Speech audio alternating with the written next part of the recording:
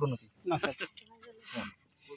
এই যে আগাছাটা তোলা হয়েছে, এটা তো দেখানো, এটা হচ্ছে ঘাস জাতীয় আগাছা। দেখুন কাণ্ড গোল, ফাঁপা আসবে, গাঁট থাকবে, এই হবে। এর শীষগুলো দেখে চিনতে হবে।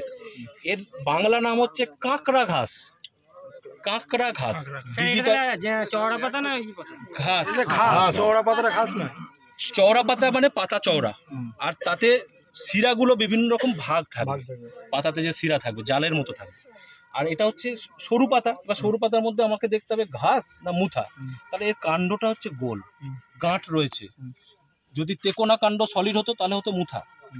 মুথার ক্ষেত্রে শুধু মুথা লিখে দিলেও নাম্বার দিয়ে দেয়। এই যে মুথা, এটা হচ্ছে মুথা, ঠিক আছে। এই মুথাটা, এটা ছুঁচো, এটা ছুঁচো,